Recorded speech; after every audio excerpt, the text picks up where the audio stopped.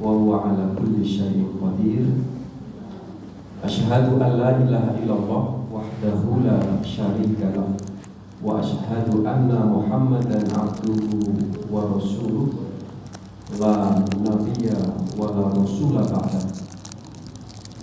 Qala Allah ta'ala fi kitabihil karim, a'udzu billahi minasyaitonir rajim, bismillahirrahmanirrahim. Wa qadha rabbuka alla ta'budu illa iyyahu wa bil walidaini ihsana. Imma yablughanna 'indaka al-kibara ahaduhuma aw kilahuma fala taqul lahuma uffin wa la tanharhuma wa qul lahuma qawlan karima. Qala Rasulullah sallallahu alaihi wasallam,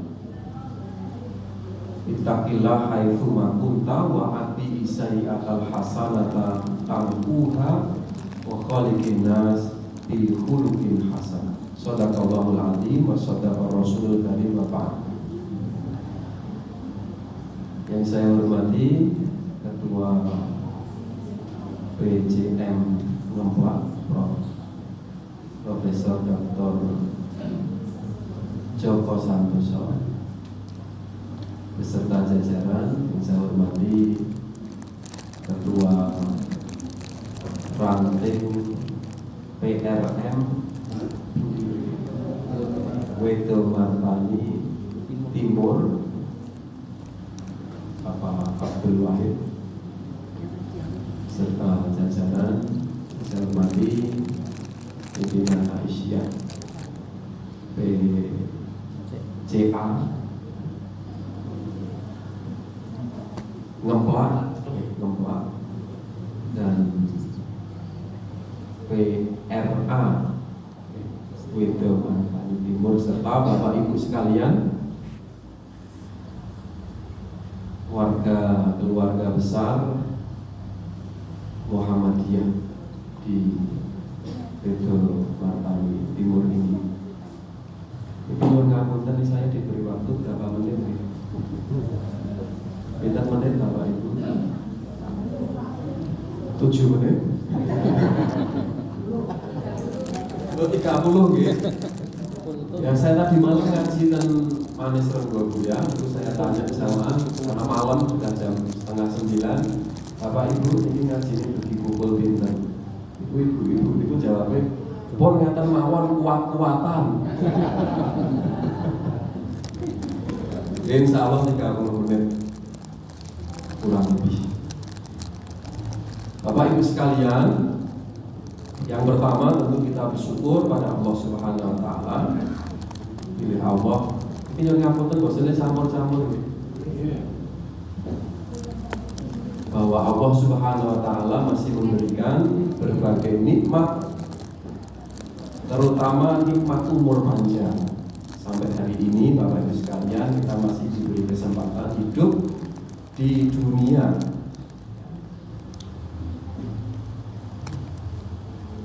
Umur itu dari bahasa Arab,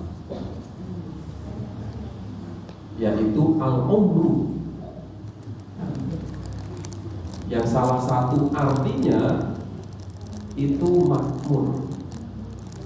Maka orang yang masih diberi umur diharapkan semakin makmur. Nah, kalau beda nyuwun pirsa, pun makmur napa dereng?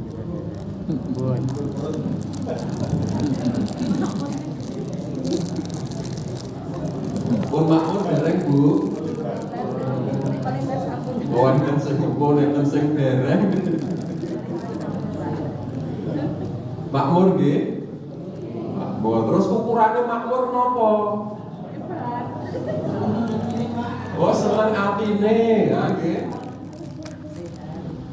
Dulu ada yang nyaut itu ukurannya makmur napa? Lemu.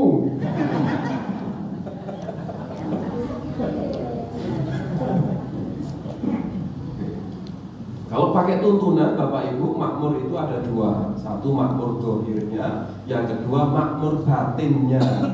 Oke. Terus kalau makmur dohir itu yang tampak, sering para pakar itu menyebut ya kebutuhan primer itu tercukupi, itu makmur dohir. Kebutuhan primer itu sering disebut sandang, pangan, papan. Sekarang ditambah 2 lagi menurut PBB. Jadi sandang, papan, pangan tambah kesehatan, pendidikan. Ngaten niku nggih enten sing tawet, Pak Bu. Ustaz niku pangan kalih papan niku riyen pundi? Papan dengan pangan itu duluan mana? Pangan. Oh, duluan pangan. Nanti jenengan kudo. Sandang sih. Sandang. Itu istilah lagi Pak. Ya, jadi sandang, papan, pangan, kesehatan, pendidikan. Ini Muhammadiyah sudah jelas Pak ya. Itu pasti ingin dicapai lewat majelis-majelisnya itu ya Pak ya. Kalau di cabang, di ranting sampai pusat ya, yang primer itu harus dipenuhi. Tapi bagi umat Islam, orang beragama tidak cukup hanya yang dohir, tidak cukup hanya yang materi, harus batinnya tambah makmur. Maka semakin tua, tambah umur, niku batin hati itu semakin tertata. Maknanya ibadahnya semakin banyak.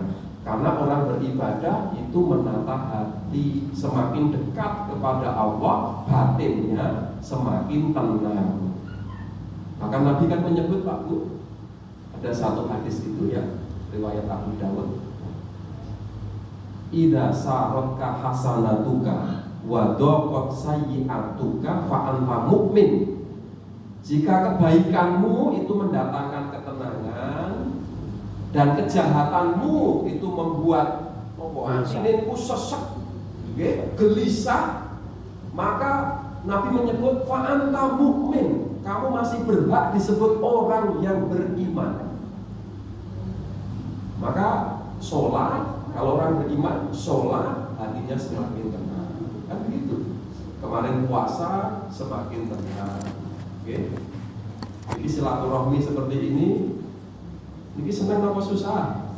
Oh, senang. Ini sampai ngerti panas hati ini atau enggak? Ini yang belakang pun panas apa dereng? Oh, pun gitu. Yang belakang sudah panas Pak. Orang tinggal sendiri langsung kena matahari.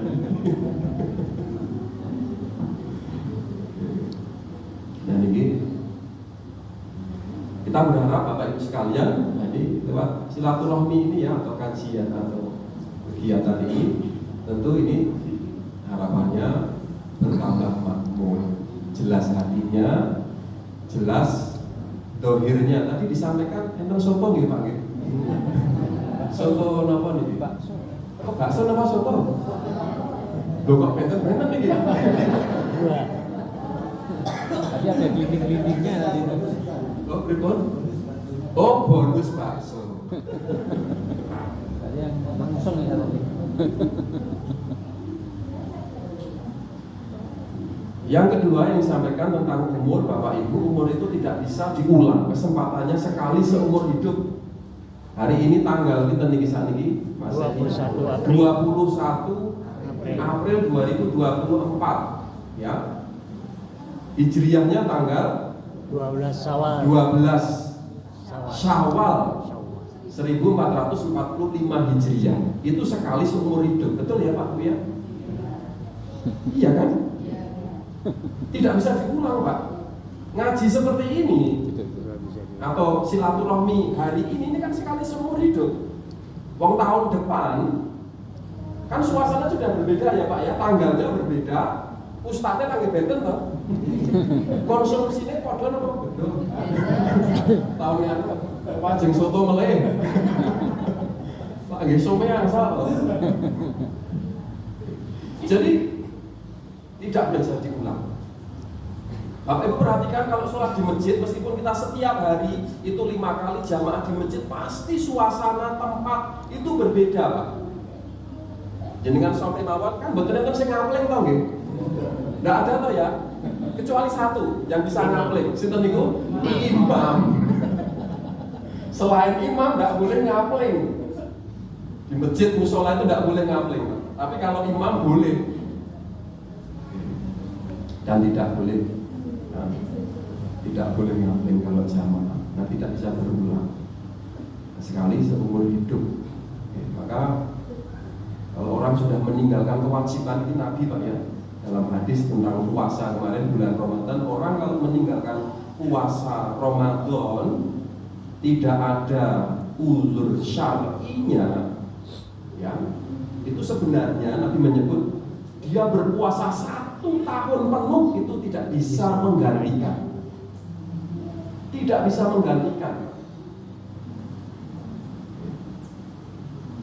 Maka kalau kewajiban sudah ditinggalkan sekali saja, ya kalau puasa itu kan berarti kan ibadah tahunan kita kan setahun sekali, kan ada ibadah bulanan, apa nih Bu? Yang bulanan, 3 hari tiap berulangnya 3 puasa, Yaumul Bid itu kan bulanan. Ada yang mingguan, ya Senin Kamis, Senin Kamis, Jumatan, Jumat. Ada yang harian, ya 5 waktu. sholat 5 waktu, Pak. Ya, kalau sudah meninggalkan sekali saja, hakikatnya tidak bisa dia itu mengganti. Hanya sekali seumur. Yang berikutnya, ini kita saya mau gimana ya? Hari sudah bagus Pak Al Muhammadiyah dikit. Kalau nyebut Masehi harus Hijriyah, harus tahu. Itu ciri di Muhammadiyah. Kita itu umat Islam harus yang lebih hafal ini kudune sing niki, mboten sing niki. Bukan Masehi tapi harusnya Hijriyahnya. Karena ibadah kita Bapak Ibu itu yang menjadi acuan itu adalah Hijriyah.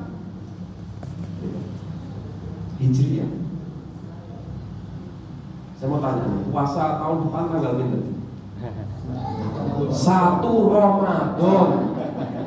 1. Jenengan mikir loh.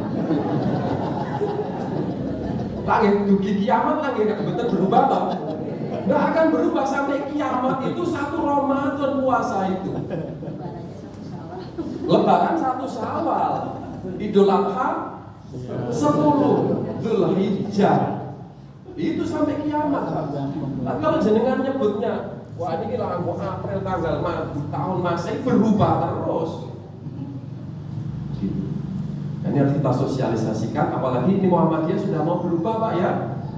Sistemnya tidak lagi menggunakan wujudul hilal, tetapi akan menggunakan KHGT, kalender Hijriyah global tunggal.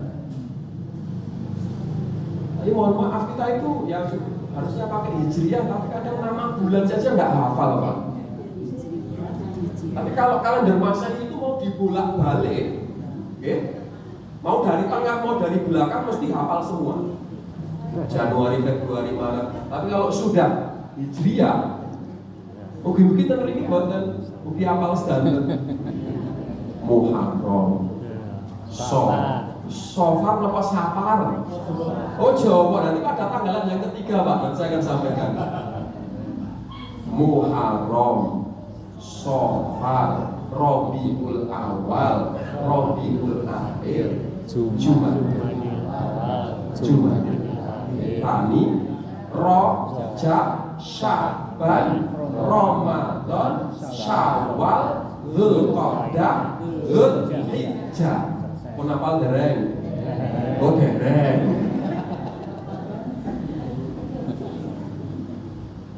Satu lagi kalau jenengan mirsani melihat kalender itu ada satu lagi Pak. Kalender yang dicetak di Indonesia termasuk yang dicetak oleh Muhammadiyah, oleh Suara Muhammadiyah itu ada 3 unsur: Masehi, Hijriyah, satu lagi ada Jawa Islam atau kalender Sultan Agung. Itu modifikasi dari kalender Hindu ya, kemudian Sultan Agung itu mengubah sedikit-sedikit. Maka nanti bulan-bulannya ada yang mirip. Suro, Sapar, pokok banter. diawali Pak ya, Suro, Sapar, Mulut, Ba'da Mulut, Jumadil Awal, Jumadil Akhir, Rejeb, Ruwah, Poso, Syawal, Dzulqa'dah, Besar, Nyumbang.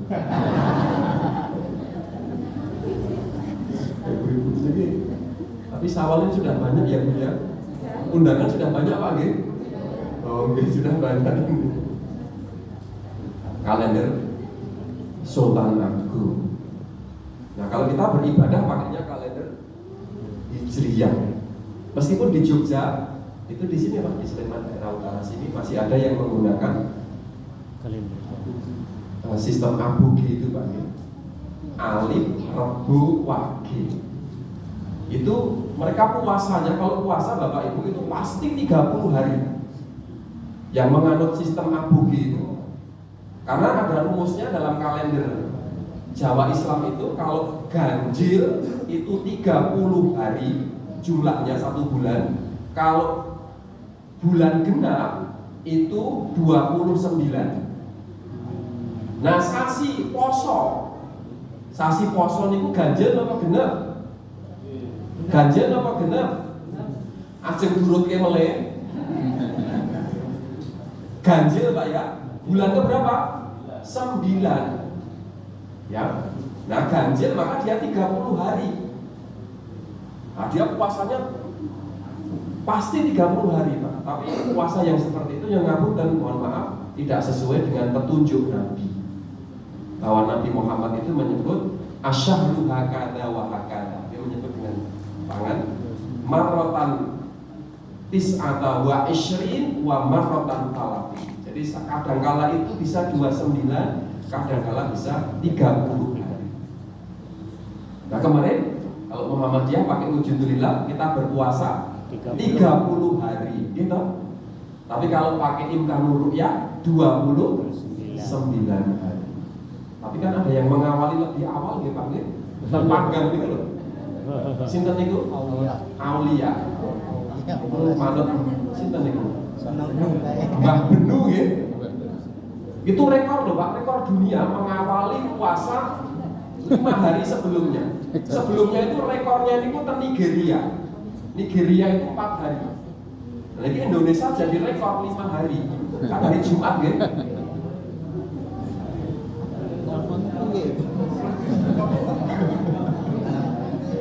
Telepon Gusti Allah.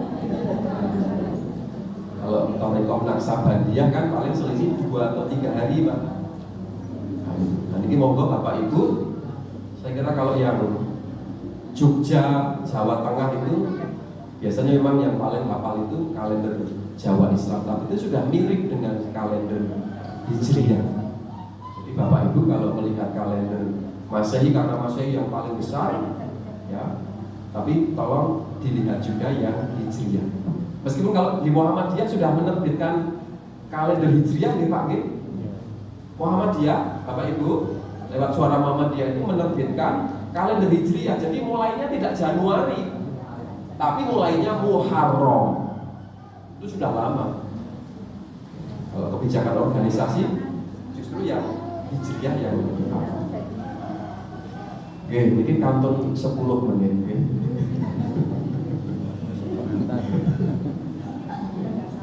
Baik, kajian kita Bapak Ibu sekalian, saya ingin sampaikan satu ayat saja. Semoga waktunya cukup. Oke, 15 menit. Al-Isra ayat 23, surat ke-17 ya. Ayat 23. Monggo Bapak Ibu yang bawa HP, Qurannya dibuka. Ya. Sudah diinstal semua nih? Alhamdulillah. Yang belum diinstal tolong HP-nya diminta syahadat dulu. Itu HP-nya dulu. Ini kan saat ini ngaji gampang. Surat Al-Isra ayat surat 17 ayat 23. Sudah ketemu Bapak Ibu?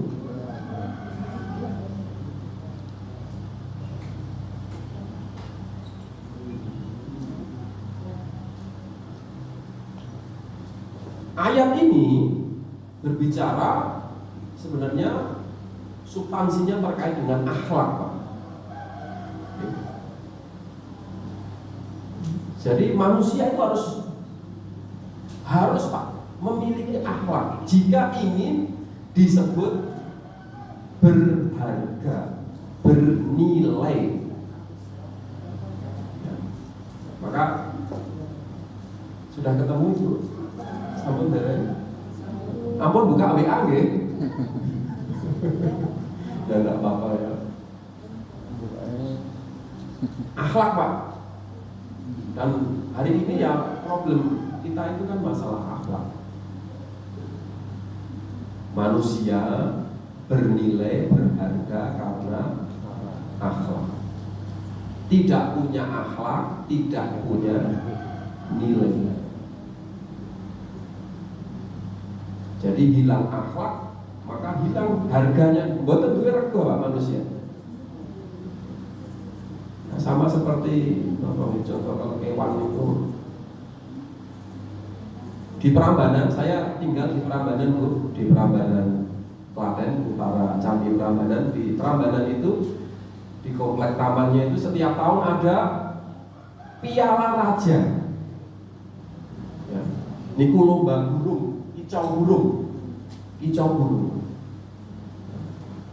Itu se-Indonesia. Nah, kemarin tuh rekor betul nih ya.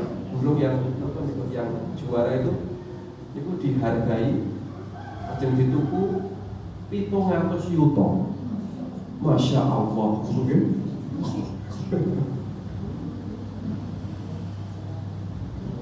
Nah, kalau burung tadi bernilai karena suaranya. Nggak ada suaranya, nggak ada harganya. Kan begitu. Ya mungkin harganya hanya puluhan ribu kan begitu. Nah kita itu Bapak Ibu sekalian itu karena akhlaknya. Contoh kemarin yang kasus 271 triliun ya. 1 triliun itu 1000 miliar. Kata Pak Nggih? 1 triliun itu 1000 miliar. 1 miliar itu 1000 juta. Ada yang pernah megang uang 1 miliar? Yang hadir di sini? Lah wujudnya kan betul tahu nggih. Tapi kalau di tempat saya sudah banyak Pak. Alhamdulillah betul di daerah Manis Renggo Klaten, karena kemarin sudah bayaran sawah di tol itu. Mriki pun bayaran derek. Mboten liwat ya Pak. Kok mboten liwat mriki? Mriki nek dibelokke ten coba. Tinggal nggih ngoten.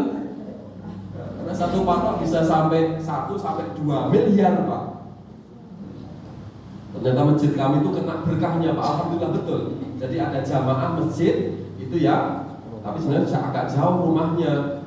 Nah, sebelum bayaran itu sudah pagi-pagi itu setelah sholat subuh di masjid, lalu kemudian ketemu dengan salah satu takmir yang sesepuhnya.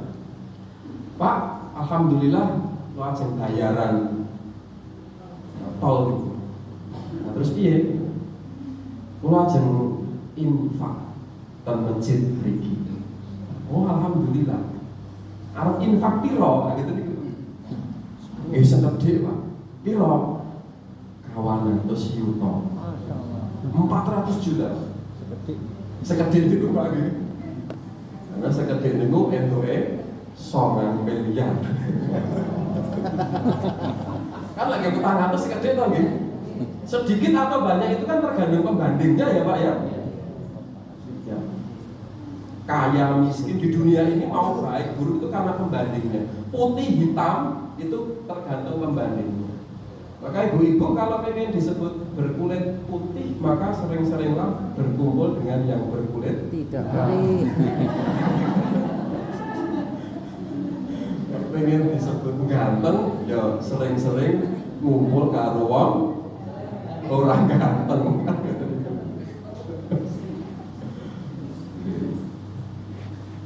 Nah, kembali ke 271 itu kan akhlak Pak.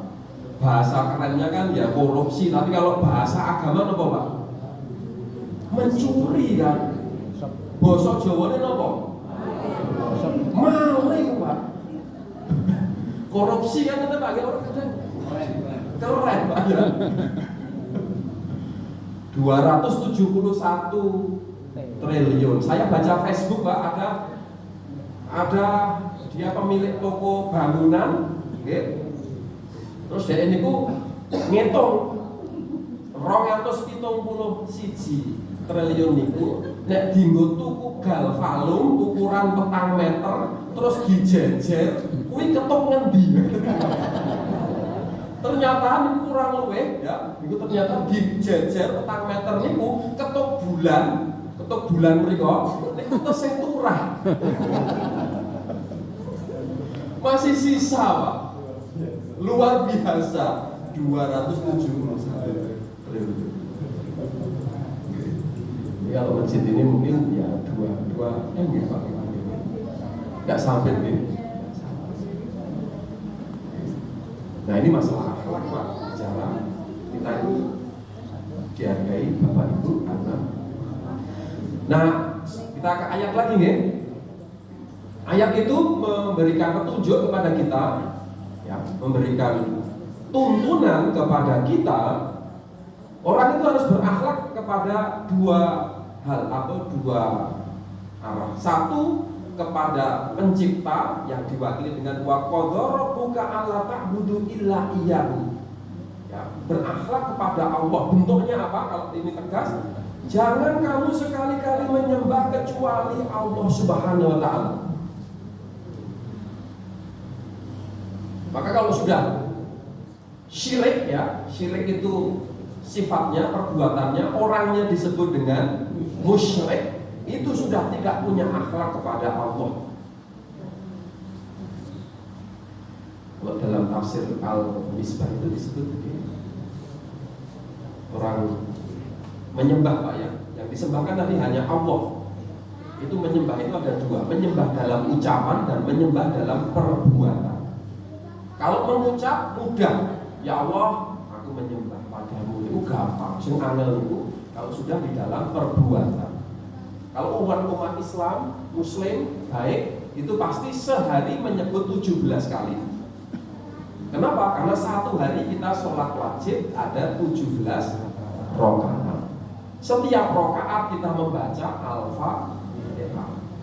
Di dalam Al-Fatihah ada satu ayat, Iyyaka na'budu wa iyyaka nasta'in. Hanya Engkau yang kami sembah ya Allah, dan hanya Engkau yang kami mintai pertolongan. Satu paket. Ya. Jadi, mohon maaf, jadi kalau sudah perbuatan mungkin sholat Pak, tapi kalau sudah di pekerjaan belum tentu yang disembah, yang dimintai tolong itu Allah. Nah, kalau sudah bisnis, kalau nggak kuat kan pergi ke dukun. Gitu. Orang jualan, ya, dulu ada yang meneliti di pasar itu kan ternyata ya Muslim itu hampir itu kan itu satu pasar tuh 70% lah itu babulan itu nganggo penglaris gitu, macam-macam itu produknya dukun itu gitu. Ada penglaris, ada pengasih, dan susuk gitu. Susuknya pintar. Susuk. Orang kayak susu itu Pak. Kalau sudah itu perbuatan. Saya masih ingat betul itu, karena saya masih menyimpan fotonya itu. Merapi itu meletus tahun berapa Pak? 2010 itu yang terakhir yang paling besar. Saya termasuk mengungsi Pak. Asli saya itu Manes Renggo. 2010 itu karena Manes Renggo Tanjung Sari itu radius 22, seingat saya. Yang aman itu 25, maka harus turun ke bawah 2010 itu. Saya ingat betul itu kan mengapa di Tugu Jogja ketika meletus itu kan kemudian kebu Pak. Ini kerbau, lalu kepalanya kan juga keras. Badan kertas. Katanya tengkleng kepala. Ya, untuk macam-macam. Mitos. mitos itu. Jadi kalau sudah berhubungan dengan dunia perdukunan, ya Muhammadiyah kan di paling awal Pak membasmi TBC ya Pak ya. Keyakinan-keyakinan itu harus diluruskan. Jadi sekarang orang sudah rasional lah.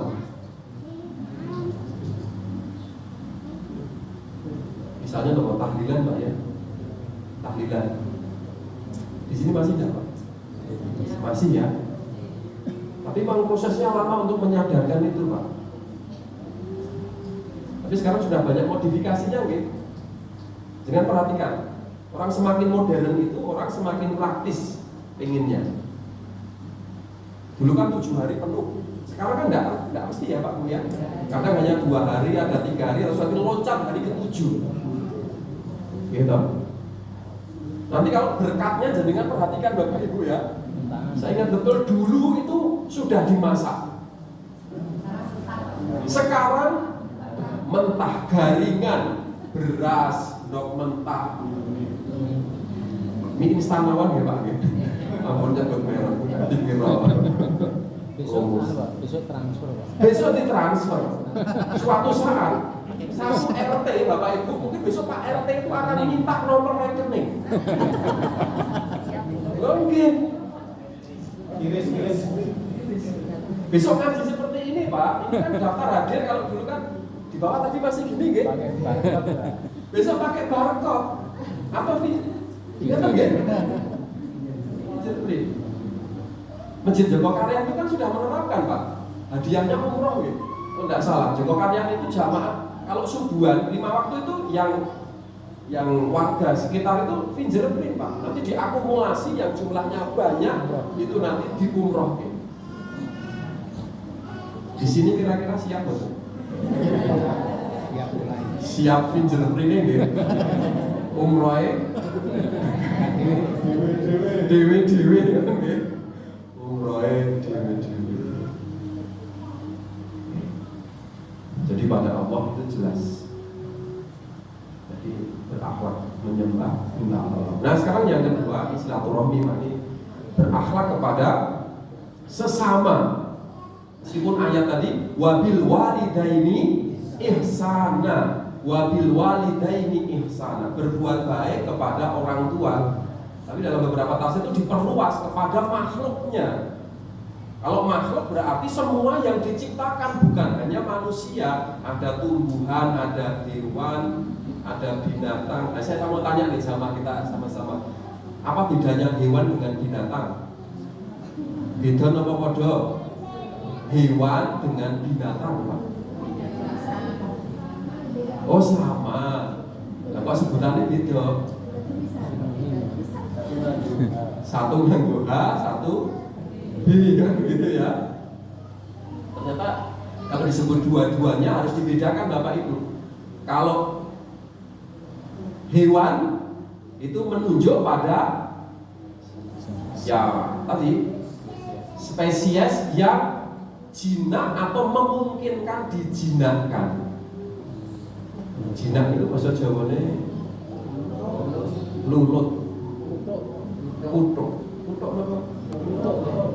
Manut. Kalau binatang itu yang dia buas. Maka kita kan kalau menyebut, oh dia punya hewan piaraan. Nah, ditambahi biasanya. Maka kemudian itu yang bisa dijinak. Nah, itu kalau ditanya, dibedakan dalam ilmu biologi seperti itu. Kadang oh begitu maknanya. Jadi pada makhluk, bahkan mungkin yang dianggap tidak bergerak Bapak Ibu, di Muhammadiyah sudah ada satu buku bagus. Monggo nanti kalau bisa dikaji secara mendalam, ada judulnya buku ya, itu putusan tafsir sudah ditanfid, masuk dalam HPT juga. Himpunan putusan tarjih yang jilid ketiga, yang tebal Pak Ge. Itu judulnya Fikih Air. Fikih air di Muhammadiyah, fikihnya bukan lagi fikih ibadah, muamalah tapi puasa, tapi sudah meningkat nih fikih air. Ada lagi yang sudah mau diputuskan tuh, ada fikih difabel, fikih agraria apa boleh kemarin tuh, ada fikih tata kelola. Nah Nah, saya tunjuk tadi fikih air, Pak. Bagaimana berinteraksi kita dengan air itu diatur ternyata. Punya akhlak nggak kita dengan air itu? Ini di depan Bapak Ibu sudah ada air nggih? Pontolas napa dereng? Iki enten joke mboten? Mas Nasrul. Itu ada akhlaknya, Pak. Menggunakannya seefisien mungkin. Bahkan kalau sudah masuk di sudah jadi air minum, itu kan kalau kita disuguhi sebisa mungkin dihabiskan. Kalau dalam kemasan tidak habis dibawa pulang, itu akhlaknya, Pak. Ampun ditinggal, misalnya air mineral, itu kalau ditinggal, ya pasti dibuang. Bahkan mungkin belum diminum. Misalnya kalau air kemasan di dalam botol, kemudian jenengan pun tujes nih, pakai ditujes nih kenapa? Dicontreng lagi. Dicontreng ya. Ditusuk ya. Ditusuk. Terus kemudian jenengan tinggal ke. Ada yang minum tidak? Tidak ada. Padahal jenengan belum minum. Kalau botol jenengan sudah buka terus ditinggal, ada yang minum tidak? Tidak ada yang minum. Kalau di UAD itu ada yang ekstrim, Pak. Yang menyebut ekstrim, ada satu dosen senior, Pak. Ini punya kebiasaan kalau rapat, rapat, beliau itu pasti terakhir. Betul namanya ngukupi, Pak. Dikelumpukke, digawa mulih. Kadang diminum di situ, Pak. Yang UAD mesti kenal. Ya ada beberapa yang dari UAD. Sampai segitunya, Pak, nggak mau, karena air itu ya kalau pakai rumus tuntunan agama itu kan sumber kehidupan. Di situ ada air, di situ ada kehidupan. Di situ tidak ada air, di situ tidak ada kehidupan. Bapak Ibu beli tanah di Medan Timur atau di Sleman atau di Ngemplak, pertimbangan pertama itu pasti ada sumber airnya tidak. Bahkan harga tanah itu ya tinggi rendah itu karena sumbernya. Gunung Kidul, Pak, itu kan murah-murah karena di selatan UAD itu ada, Pak, satu tempat begitu, harga tanahnya itu dibandingkan yang lain ya itu lebih rendah. Kenapa? Karena di situ airnya itu mengandung zat besi loh. Kalau diminum kan berbahaya, Pak. Jadi masalah air tidak boleh buat main-main bagi orang Islam. Apalagi orang Islam itu adalah umat beragama yang paling banyak menggunakan air. Betul ya, Pak ya? Setiap hari kita berwudu, ya jelas untuk penyucian. Belum lagi mandi, belum lagi yang lain. Maka monggo Bapak Ibu sekalian, kalau kita itu berwudu, ya tadi kalau sudah minum ya kita minum. Ya, kalau berwudu seefisien mungkin. Meskipun kerannya besar, cilik mawon. Kalau ada yang enten nggih wudu niku terus dipolke. Kuwi to, terus pinggirnya ngantek pinggir niku lho. Jadi kan ora boten nggih. Kita apa putra-putra lho, Pak. Bahkan rekomendasinya dulu waktu seminar di UM itu bagus sekali, Pak. Tapi memang berat itu ya karena biayanya masih besar. Idealnya masjid-masjidnya Muhammadiyah khususnya itu kerannya otomatis. Itu sangat efisien. Karena sudah diteliti ternyata, Pak. Dosen UNJ itu teliti, Pak ya. Saya masih ingat teliti 2016 atau 2015. Niku ngukur volume air yang digunakan ketika berwudu. Ya, rata-rata orang berwudu itu 3 sampai 5 liter. 3 sampai 5 liter. Nah, kita ambil saja yang paling sedikit 3 liter. Dari 3 liter itu, kalau kerannya itu masih manual, ya, itu ternyata yang digunakan dengan yang terbuang lebih banyak yang terbuang. Sepertiga saja yang digunakan, Pak. Jadi kalau tadi 3 liter, hanya 1 liter. Yang 2 liter itu terbuang karena kerannya manual kan, gitu, Pak. Buka gitu, gitu. Ini kan masih mengalir. Kalau nggak percaya boleh dibuktikan pakai 2 ember, Pak. 1 ember di bawah keran, 1 ember yang kita gunakan. Pasti lebih banyak yang di sini. Nah, maka rekomendasinya itu keran otomatis. Bahkan kalau yang dengan punten yang sudah mall atau hotel itu kan sudah otomatis ya Pak ya. Banyak. Itu karena sadar bahwa air itu begitu mahalnya. Bahkan ini saya dapat info yang di Akwas ya, itu airnya kan tidak dibuang Pak, jadi memang ngambil dari air tanah, sumur air dalam itu Pak ya, itu dinaikkan, kemudian kan dipakai di toilet, lalu kemudian di bawah itu sudah ada saringan-saringannya, yang kemudian setelah disaring bersih, dinaikkan lagi, jadi tidak dibuang.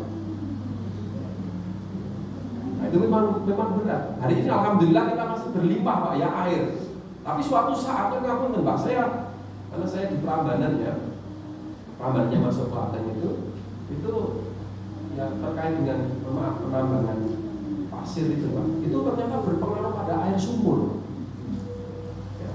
Ada satu kampung itu di Pijaya, namanya Pijaya, Manis Renggo itu ya, itu satu waktu itu semua sumurnya itu asap Pak, betul asap, tapi mukjizatnya atau bukan mukjizat ya, ini kekuasaan Allah, hanya satu yang masih ada airnya. Pundi niku masjid. Pun itu bukti betul Pak. Dan untuk satu saat itu, wong itu semuanya ke masjid dan jika banyu Pak. Ini bukan sholat ya. Dan jika banyu ya mulai.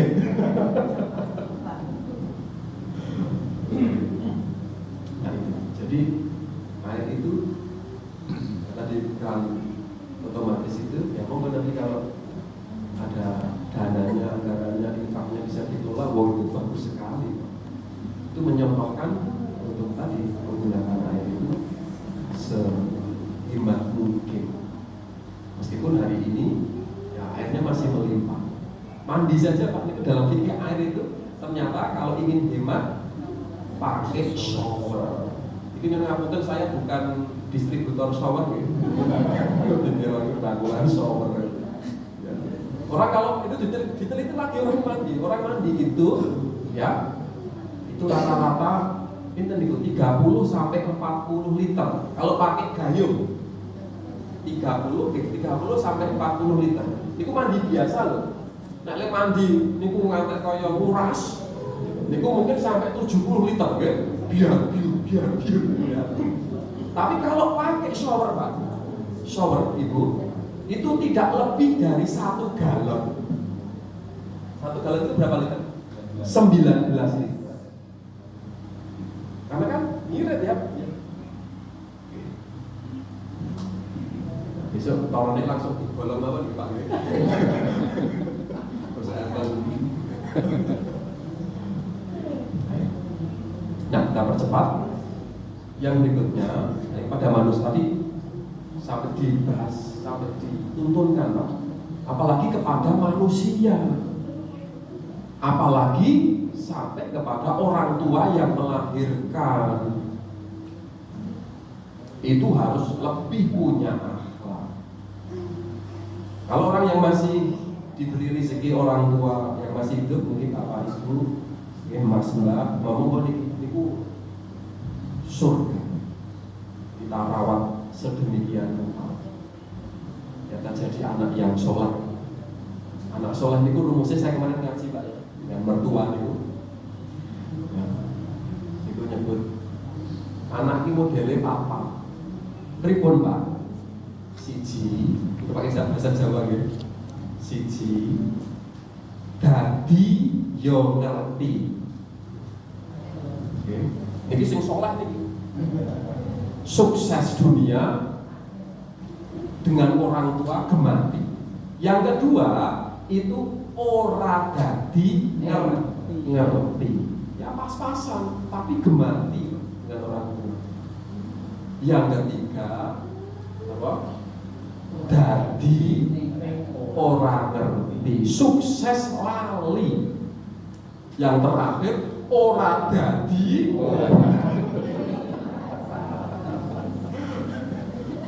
jadi orang ngerti.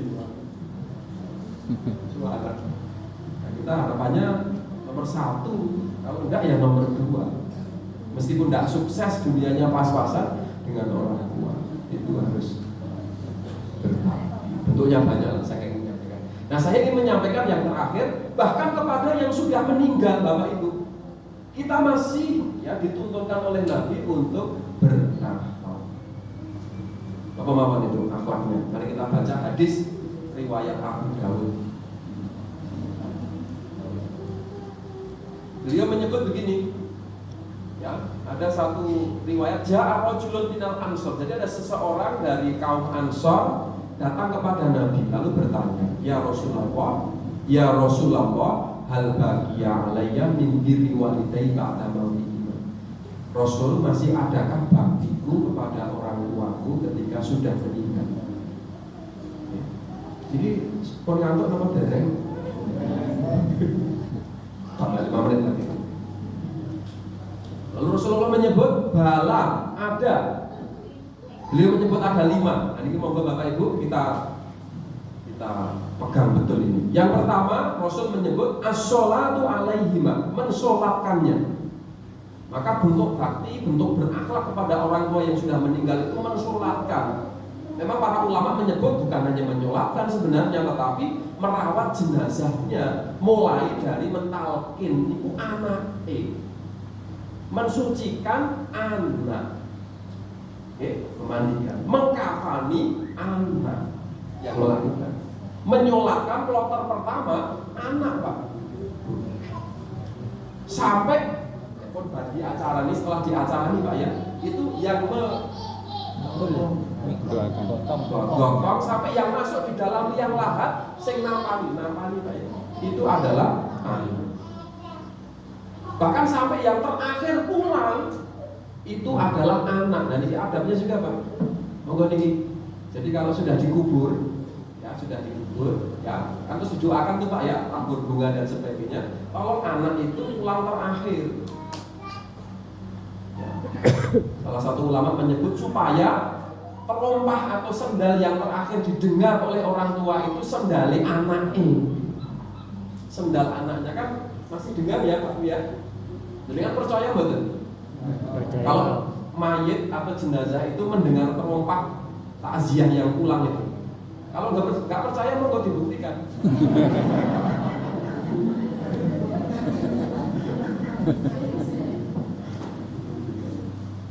Itu iman kata ya. Nah itu anak. Jadi menyolatkan. Nah, ini maka kita punya keharusan itu belajar tentang fikih jenazah supaya kalau orang tua meninggal yang merawat itu kita sholat. Yang kedua al istighfar lahum. Saya percepat istighfar. Jadi doa. Robbi firli wali walidayya. Ini Mbak Putri, Mbak Kakung ya, itu masih tetap doa itu. Saya belajar lagi dari bapak saya itu nyebut doa ke wong tua iki iso gampang iso angel. Ini betul. Kok sakit Pak? Kok bisa Pak? Gampang ki nek salate tertib. Angel ki nek ora tahu salat. Maka mendoakan orang tua itu satu paket dengan salat wajib. Karena kalau salat wajib akhir zikir doa di antaranya Robbi firli. Boten ngenteni nyewu. Boten ngenteni nyatus. Setahun, 2 tahun. Mendak siji dan seterusnya. Yang ketiga, inqadu ahdihima, menepati janji-janjinya. Jadi kalau orang tua kita punya cita-cita yang baik, terutama yang sudah daftar haji, Bapak Ibu, kan mohon maaf, haji itu kan daftar sungguhnya panjang ya. Ya, Jogja itu mungkin sudah tebak 35, ya panjang sekali. Nanti kalau Mbak Putri bakal daftar, tidak apa-apa. Bapak Ibu yang sudah sepuh daftar pun punya keyakinan kan harus optimis tahu ya. Umurnya panjang, masih mungkin. Nah, kalau kemudian meninggal, nah itu sebisa mungkin nanti anak yang menghajikan. Saya punya bapak, ibu sudah almarhum Mbak. Ibu itu meninggal 2015, bapak itu 2018. Jadwal berangkatnya itu 2021. Ya, tapi saya anak-anak itu kemarin pas lebaran ya bisa sebisa mungkin ngajak ke bapak ibu di domba gitu. Yang keempat, bersilaturahmi kepada saudara-saudaranya. Jadi alhamdulillah di Indonesia, di Jogja itu ada terah ya Pak ya. Terah itu tuntunan Pak, betul. Tapi terah itu bukan hanya sekedar seremoni, maka mengenal itu menjadi penting. Saya kalau ngisi ngaji kemarin ngisi ngaji di Kuningan, di Jayan itu ada satu desa. Itu sebisa mungkin dibikin silsilah Bapak Ibu. Ya, biar tahu kita itu posisinya di mana. Jadi kalau rekor saya ikut yang punya istri itu jumlahnya kemarin karena pakai tanda tangan itu yang hadir tahun lalu Pak ya dilaporkan 1.500-an. 1.500 Pak. Karena levelnya sudah tinggi kan, ada silsilah ya, kan ada anak, atasnya bapak, simbah, buyut, cangga, wareng, udeg-udeg, gantung siwur, gebok bosok. Ada 10 itu ya, 10 itu. Itu sudah di atasnya wareng, jadi sudah 7 turunan. Itu bisa sampai ribuan Pak. Karena kalau simbah-simbah kita itu anaknya kan banyak nih Pak, 5, 8 itu biasa. Kalau sekarang 1, 2. Terakhir Bapak Ibu itu wa ikramu sodiki iman, ya, memuliakan teman dari almarhumah. Jadi kalau Bapak Ibu kita itu punya teman, sesekali kita itu dituntunkan oleh Nabi itu bersilaturahmi. Loh kan gak kenal, ya jenengan kita yang mengenalkan diri. Pak Bu, kula putrane almarhum. Wah, aku mesti dirangkul Pak. Yakin itu. Saya beberapa kali begitu karena bapak saya itu kan guru SMP. Muridnya banyak sejak tahun 70-an. Itu ketemu itu, wah ini bisa ini muridnya bapak, aku koncone bapak. Gitu. Nah pasti yang diceritakan juga pasti yang baik-baik, betul ya Pak ya? Kalau ketemu dengan temannya, kok bapak kok kayak begini loh, soal perjuangan, lah pasti yang baik-baik. Nah, itu memuliakan, di antara memuliakan dari orang tua, berakhlak kepada orang tua yang sudah meninggal. Baik Bapak Ibu sekalian, ya mohon maaf sudah terlalu panjang, mungkin lebih dari 40 menit. Ini sotonya belum siap deh. Sampun gitu? Oke, nanti sudah saatnya untuk ditutup, betul ya. Jadi mari kita semakin meningkatkan akhlak kita kepada Allah, kepada sesama makhluk Allah. Demikian Bapak Ibu sekalian yang saya sampaikan, hanya